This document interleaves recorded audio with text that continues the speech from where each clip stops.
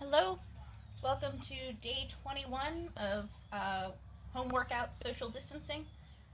It is Songkran, the first day of Songkran, which is the Thai New Year, and it is so quiet. It's actually really nice. Songkran is a very hectic, very loud holiday, and it lasts forever in Thailand. Today's the first day, which is usually a little bit quieter, where people bathe the Buddha and pour water on the hands of their parents and stuff like this.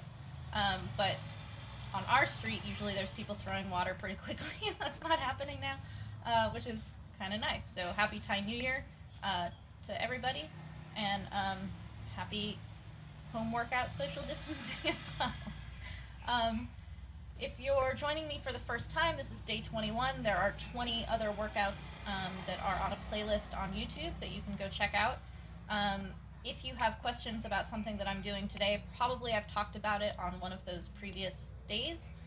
So if something is like, why are you doing that, or what is this, and you want to go see what that is, probably going back and looking at some of those workouts will help explain some of that. But feel free to ask questions as we go today. Basically how this works is that I'm doing my own workout at home, and I talk about what I'm doing or what influenced it or why I'm focused on one thing over the other. Just kind of like a, for like 24/7, or like if there's a huge fight coming up, they have open workouts where you can like go see the person working out. It's that, except that it's like emotionally open. I'm like telling you guys all about how I'm doing my workout. That's Sylvie's version of open workout. I do high repetition, which is a way to get my heart rate up, which is a way to make it like kind of physically demanding. But more important than that is that the technical importance of high repetition is that it takes your brain out of this tendency and habit that we all have to stop when you hit a mistake and start over and try to like analyze what was wrong with it and correct it. The hypervigilance towards correct technique will never give you good technique, ever, ever, ever, ever. And if you do eventually get good technique, you're just gonna have really tight technique, which is not good.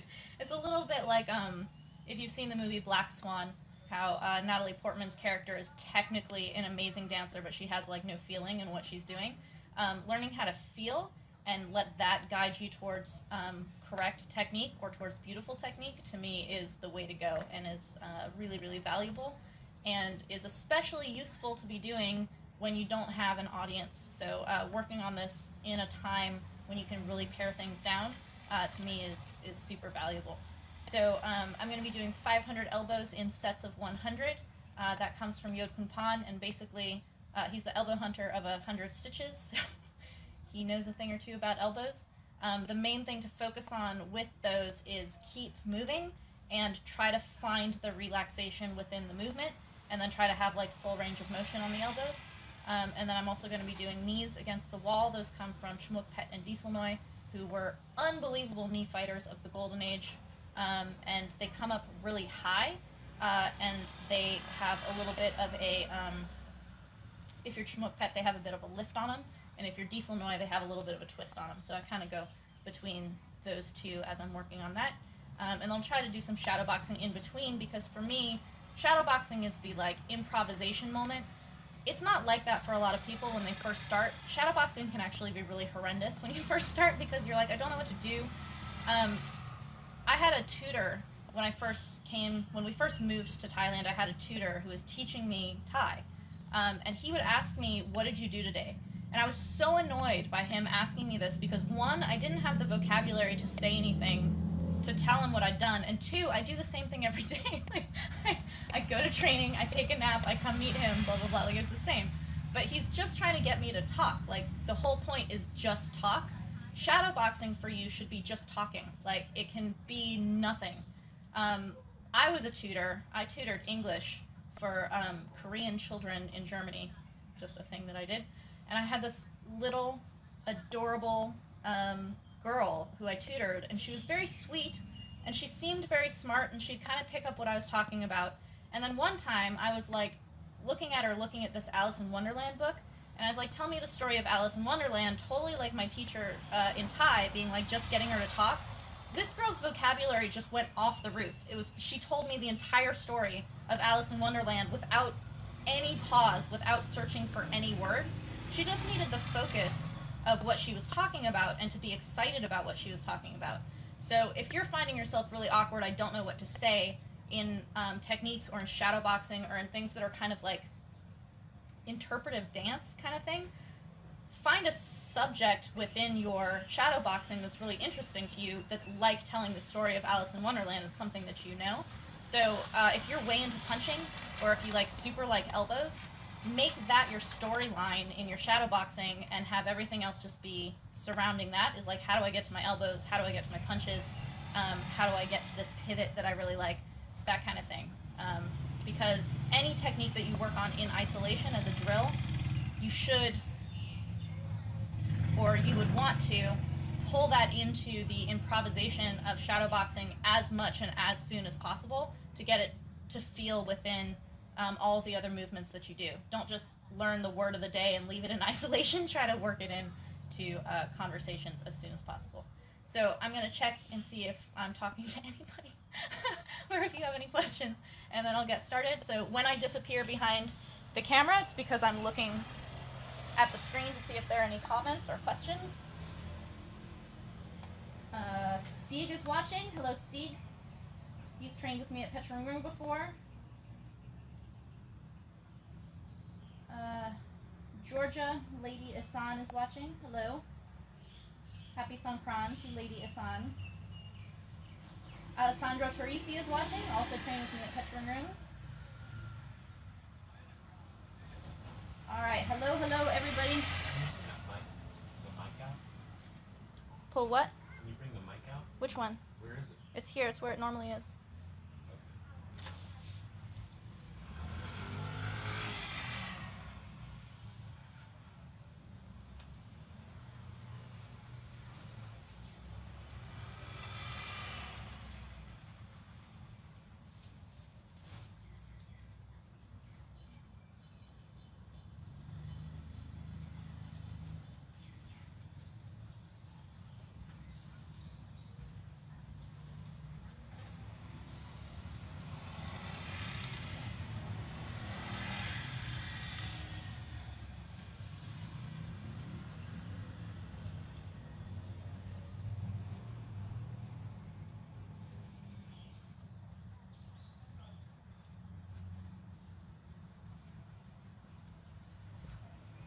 So on those, I'm trying to get my elbow to cross over the line and trying to kind of like relax all the way through.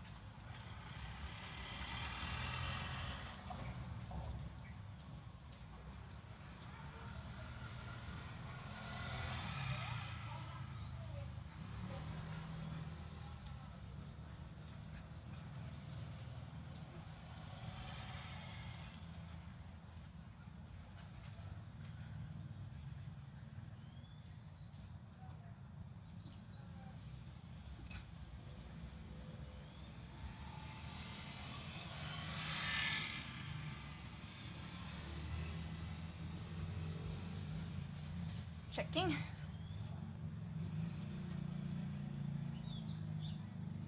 Happy Easter, Nestor. Happy New Year.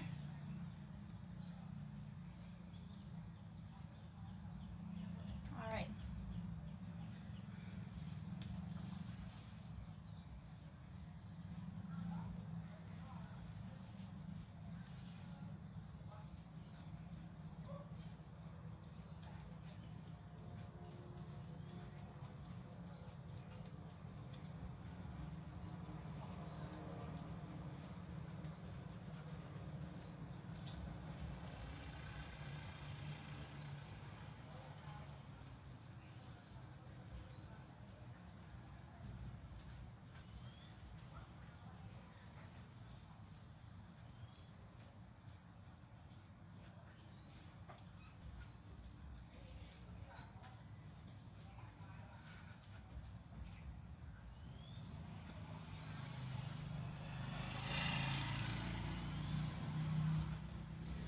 So I didn't want to stop in the middle of that because the point of high repetition is to keep flowing and let the realization or knowledge of the mistake happen, and then the correction just kind of take place, to take form after that, without it being like, this is not what you're doing. So I could feel as I was throwing those elbows that my concentration and my relaxation was all up here. So I was just concentrating on keeping my elbows high and coming around like this. And I realized that I wasn't really twisting at my waist, which is the whole thing. If you watch Yod Kun Pan, his twist is just his entire, he like comes so far around. I don't know how he does it, honestly. Someday I'll be there, but I'm not there yet. So I just kind of like pulled my awareness of relaxation down, and I was able to get more of a twist in my body in maybe the last 30 of those set, or around there. So you want to cut the habit of stopping to correct something. Continue to correct something, like keep the motion going, and the correction will kind of like take care of itself.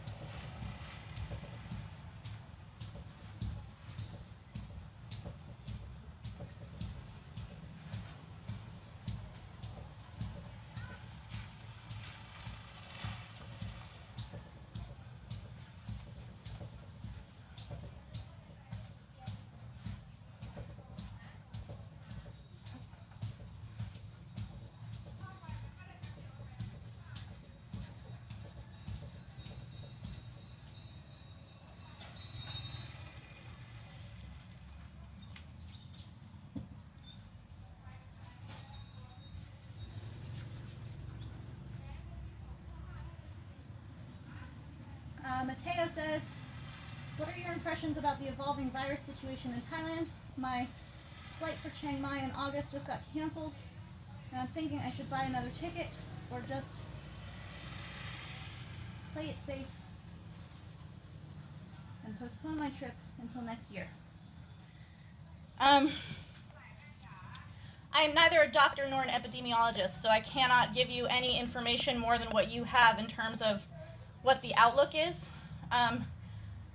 Projections right now, the way that people are talking in news, is that they don't know how long this is going to go, but that they're kind of, I guess, optimistic about the idea of things kind of opening up and not staying as locked down as they are right now.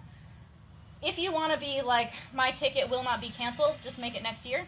But if you have a flight for August and you are willing to make adjustments close to that date based on what's happening in the world, keep it for August, because that'll actually kind of motivate you right now to work on things that you want to be working on for your trip in August and something to look forward to.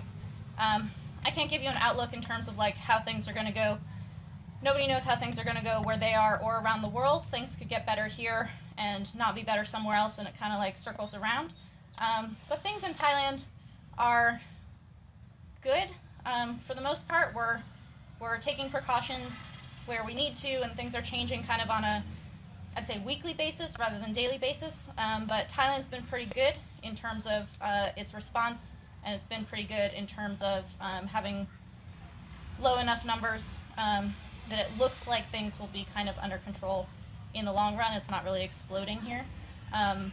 But I guess my general advice is if you want to be absolutely sure, postpone it. But if having it in August is something that motivates you and keeps you moving forward and you're willing to make changes closer to that date, keep the August date, push towards it, and then if things change in the next couple of months that make that seem not like the best option, then you can change them later on. I guess that's what I would say. But, you know, I'm working out in my apartment. I live in Thailand, so it's different for me. I'm not coming here, but it's the kind of outlook that, you know, everywhere in the world is dealing with this all together, but we're also dealing with it at different degrees, so it's kind of really hard to tell.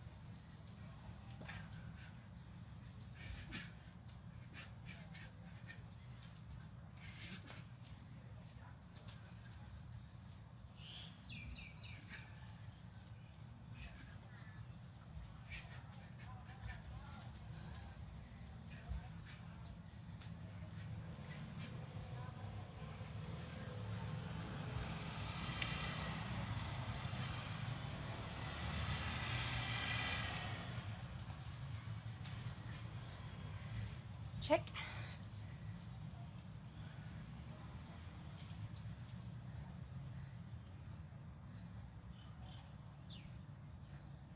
Luke Fro says Guten Tag, another German on here. Vince Lowe, hello from Zesty Kicks. Glad to see your name. Happy New Year, Michelle. Sadman Adomo says, I am from Bangladesh. I came to training after a year after graduating from college. I feel my hips do not reinforce my kicks like it used to, which is very frustrating. Some hip exercises that train the torque and flexibility. I talked about this recently. I'll give you the same two things that I had before. There's no like trick to the hips or to the this is how you open your kick. You really just need to change your level of relaxation in your hips. And I come from the West. I come from growing up sitting in chairs, never squatting, things like this. So I come from a kind of culture of tight hips. That said, just by kicking and kicking and kicking, the same reason that high repetition is like water over a rock that smooths it out, if you just keep kicking, even though you're not getting the torque you want, even though you're not getting the flexibility you want, eventually that leg will start to relax. Eventually, through the repetition, your body will find ways to be more efficient. And in your body finding ways to be more efficient, it's going to relax areas that it doesn't need to be tight all the time, and it'll put tension in the right places. That sounds really like hippie, like your body will find a way. But I honestly believe that if you push it with high repetition, your body will find a way to make everything more efficient. Prior to that, a way to like kind of relax your hips, squatting is huge. So if you, anytime during your day, can take some time to literally just get down and spend some time in a squat like this. If you can get your heels on the ground, that's great. I can't do it. You can even hold on to something. I hold like the bottom of a bench or something like this so that I can put my heels down and just kind of stay in a squat like this to teach my hips to relax and kind of stretch out all those areas that cannot stretch out, which is why I can't sit in a squat unassisted. And then before you actually start kicking, find something that you can put your leg up on that's similar to your kicking height. Just put it up like this and go through the range of motion that you're going to be doing on your kick to like rotate that out. It's one of the best ways to like train your hip for the full range of motion that you're going to be doing on your kicks, as far as I've ever learned.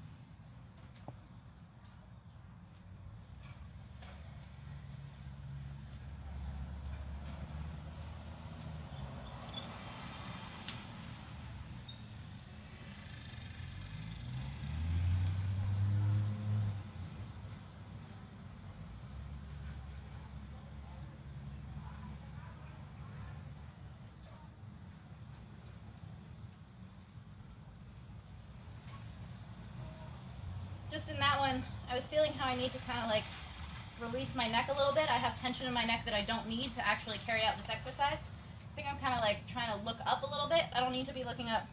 So I need to just kind of like let my head dangle, and I can throw my elbows this way. I'm actually hitting myself in the side of the face with my biceps, which is good.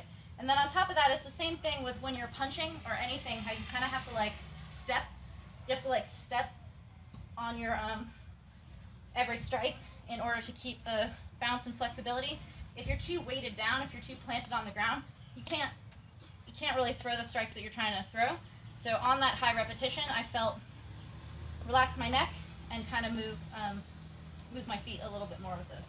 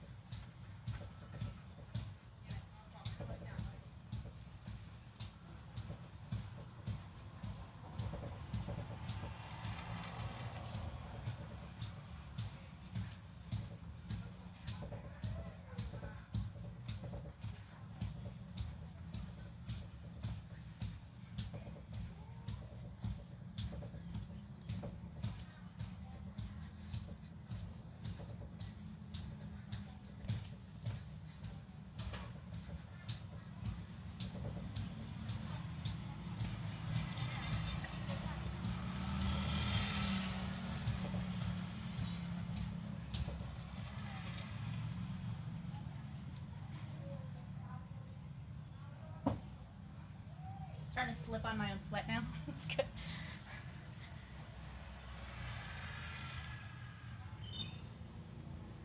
Vince Lowe says get a long towel and hook it around something stable and get into a low squat or the TRX if you can get one.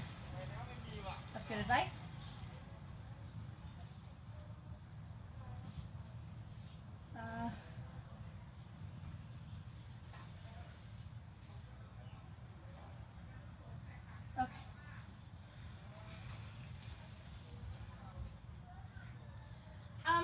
thing that I don't think I was super aware of, although maybe I had like an intuition towards it, but I didn't really know how much it made a difference, is that how you stand, like what position you're in most of the time, you're kind of like idle, is gonna it's gonna affect your general posture. If you're standing with like your butt back like this, which a lot of people do, we tend to kind of like crouch. If you're trying to kick from here, you're doing a disservice to your hips because they're already in a position that they're actually not really flexible. If you put your hips kind of more forward and get to kind of a more neutral position, put a little bend in your knees and get on your toes like this, I have far less tension in my hips when I'm standing like this than if I go like that. Like this for me is really hard. I feel like I could pull something that way. You kind of stand more with your hips forward and kind of like engage them all the time from the beginning. I think there's more flexibility there. It's the same thing if you're clenching your fist and you try to do something with your arm, the power kind of goes in weird places because of that tension. Try to take the tension out of your hips by like the general way that you're standing and moving around.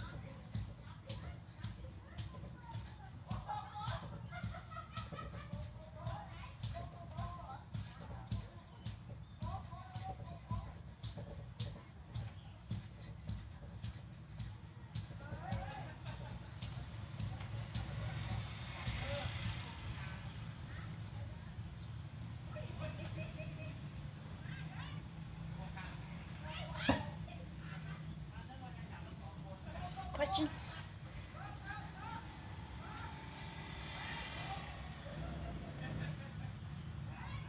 Michelle says, do you run on your toes or do you mix it up? Oh, Michelle, I run on my toes. I'm like a little gazelle. I didn't know that I run on my toes, or at least I didn't know that other people don't run on their toes. But when people come to the gym and run as a group in the morning and they see me, something that people say to me very, very frequently when they see me run for the first time, second only to people telling me you're smaller than I thought you'd be. So they're like, you run so much on your toes. So I do. I don't know why. I never have to really think about it, but it kind of, it's kind of similar to the way I try to stay on my toes when I'm moving around, even though when I get nervous and I'm like in front of a pad man or in a fight, I kind of get way more flat. But maybe if I thought to myself that it's more like running, I would kind of come up on my toes. I'm not, I know there's like a heel strike kind of thing. There are people who are like heel strikers, and then there are people who are toe strikers and things like this. I do supinate, which means I run on the outside of my feet a little bit. But I think that there's kind of a like overall balance of your body in terms of when you're running. If you lean too far forward, I think that you cannot run on your toes. I think you need to be quite upright in your gait in order to get on your toes for that. But when I trained with Charn Chai, he's the most recent entry into the Muay Thai Library. He's the teep master. He was laughing at me because of my weak ankles and my inability to like keep it steady and rise up in order to throw the teep. My ankle was like doing this. And he was saying that the ankle strength comes from running, and he asked me to run. At the very end of the video, you'll see, he has me just like sprint. And I'm running on my toes, and he's like, no, that's not how you do it. And he showed me his version of how to do it. And his actually kind of looks like a sprint, but it's extended. So it's like the same posture as a sprint, where he's like he's quite like Wolverine, like coming forward like this, but he says that you just do it the whole time. Like you just kind of run in that direction the whole time. So maybe it's something that I need to make adjustments to for my ankle strength, but I'm definitely a like toe striker.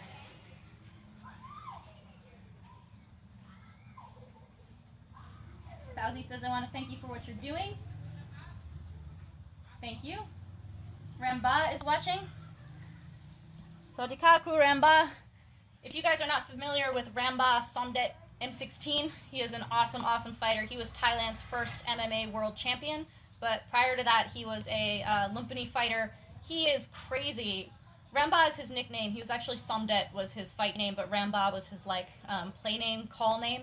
It means like lunatic, and you will know why if you watch videos of him. He's jumping around. He's got his like boom box when he comes out into the ring and stuff, but he's in the Muay Thai Library if you want to study him a little bit. He has incredible like throws and trips. His kind of mascot emblem is a wasp or a bee, and this is the most perfect emblem for him because he just stings. Everything he does is just like pong, pong, pong, like he just takes the shit out of your legs. It's insane. It's really, really good. So check out Ramba in the Muay Thai Library. He's amazing, and look him up on YouTube so that you can see his fights because he was just really, really good. He has a gym here in Pattaya. It's mostly little kids. Everything's shut down right now, so he's taking care of a handful of them that live with him, but the rest of them are staying home. Kevin and I went over there a couple weeks ago as safely as we could, all masked up, just to drop off a little bit of gym equipment and some money for Ramba and his gym that was sent by a patron. So thank you to our patrons who are sending money to help take care of the legends and the crews that are in the Muay Thai Library. You guys can do this. We have set up an Indiegogo where you can donate to the legends and crews who maybe have inspired you in the Muay Thai Library. If you've learned something from them or just their style really inspires you at this time when they're really struggling because Muay Thai is their livelihood, it is their life. This is a time that the financial help is absolutely appreciated and needed in many cases, but the global connectedness, like feeling like they're being taken care of by the global Muay Thai community, I've seen the impact on the responses from the legends and crews who we've been able to give some money to, and they're just blown away by it. So thank you to everyone who's done that, and if you're interested in doing that, we have an Indiegogo where you can send funds for that. Let me know which crew it's for sure, and I'll pass it along.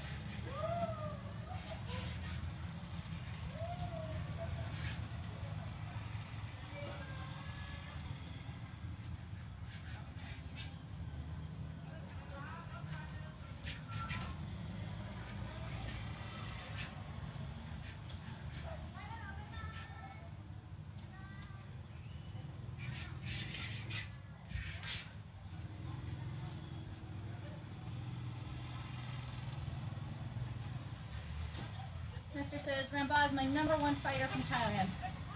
You can totally see why that would be. He is amazing.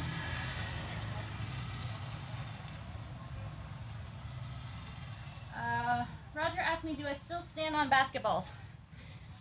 firstly, I'll tell you guys why I was standing on basketballs so that that question makes sense.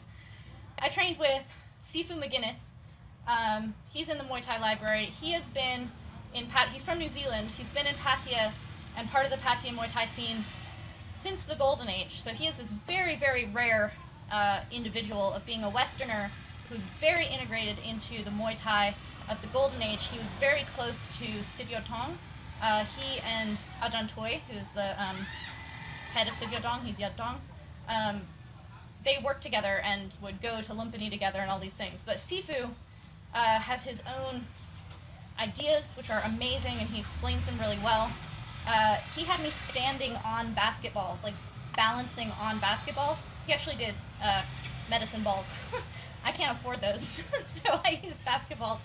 But it's basically putting yourself in a situation where you constantly have to balance, and from having to balance on balls, throwing your punches, because it teaches you, one, to like use the tiny, tiny muscles in your feet to balance yourself, and two, to just rip the punch even when you're not fully on balance. Because honestly, there are times that you're not going to have your feet fully under you. If someone nails you and you're a little bit off, you want to throw that punch before, like, okay, now I'm ready to throw my punch and it's going to go. They've gone home already. So this is a really good way to kind of like teach yourself to believe in the power of the punch even when you're not fully grounded yet. So even when you're like trying to balance on basketballs, just boom, like trying to rip it as I throw myself off balance on solid ground. No, I have not been standing on basketballs for quite a long time now because the grommets at my gym played with my basketballs way too hard and flattened them, and I was not able to reinflate them. So I have flat basketballs. Maybe when all of this is over and I can get to the sports store and get back to the gym, I'll get 2 new basketballs that I can redo that, because I think that the benefits of that like micro balancing totally play into what Charnchai was talking about in the balance of my ankle and being able to like raise up and have this kind of it's not quite flexibility, but it's not having like dead spots in the muscles of your ankles. So yeah, I think that would actually be really good to get back to. If you guys have basketballs or medicine balls at home, there's a video of me doing this so that you can see how it works. And if you watch the library session with Sifu, he has me do it. But you stand, you don't stand really too much in stance. You can put one slightly in front of the other, but it's more just kind of like this. And then you have whatever you're going to hit.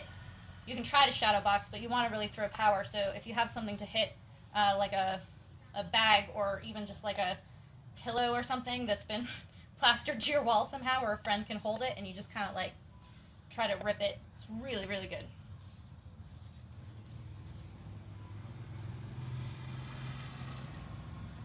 Kara's somehow find a sticker of a dog on a beach ball. Well done. Fauzi says amazing clinching from Ramba. Yeah, he does have very good clinch throws and elbows from inside the clinch as well.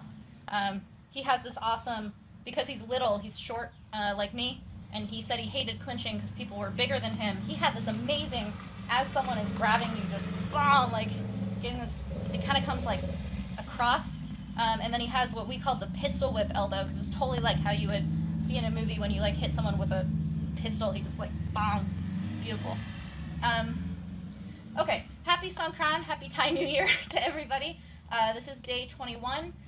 If you want to hear more of my ramblings and thinkings about the techniques that I'm doing in my high repetition, talking about high repetition in general, I do some other things on different days out of boredom or out of needing variety, or because that's what I'm concentrating on that day. I tend to talk and explain why I'm doing something or what I'm doing. And a lot of the reasons that I come up with, or the things that I'm thinking about, or the corrections I'm making to myself come from understandings or information that I got from the legends and crews that are in the Muay Thai Library. So if you want to go to the like source material that's in the Muay Thai Library, there's more than 94 hours of long form instruction there. There's my voiceover explaining what the crew is saying to me, what they're trying to get out of me, or what something felt like, to kind of like things that may not be evident on video, what's being taught there. My voiceover is there to help with that.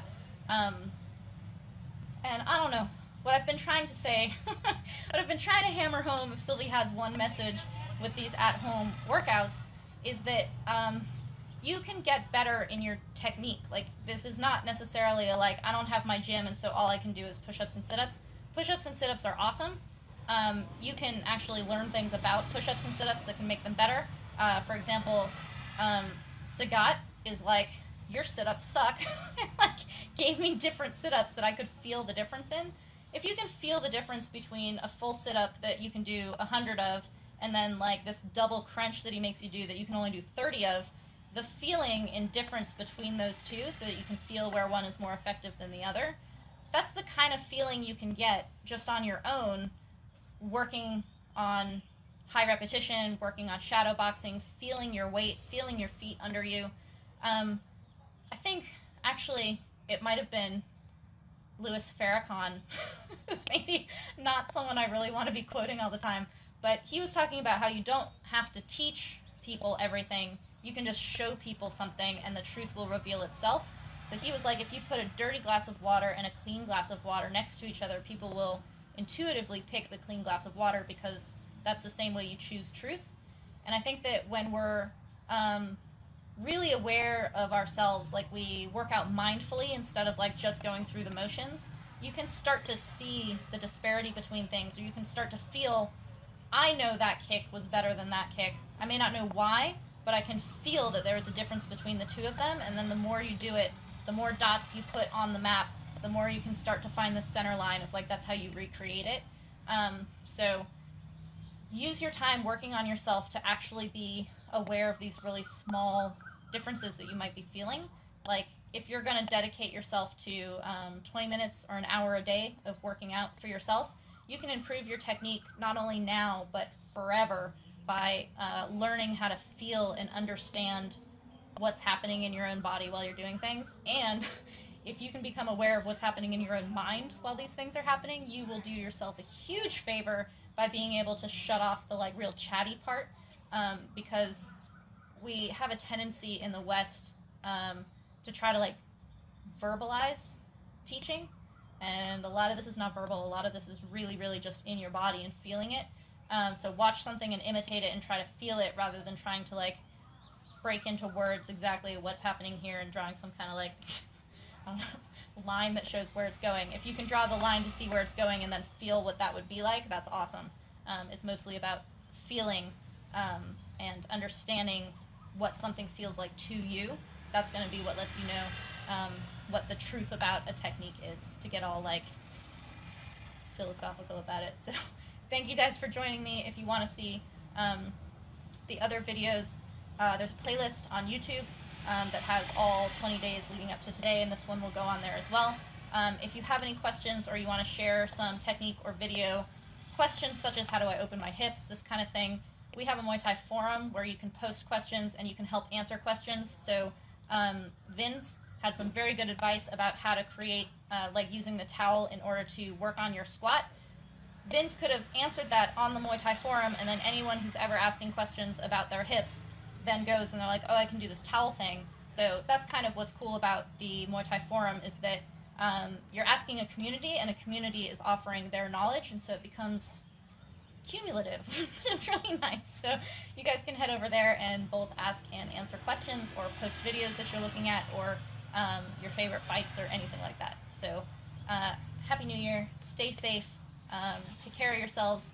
Keep fit, keep going, be motivated, or if not motivated, at least be like driven. All right, take it easy, guys.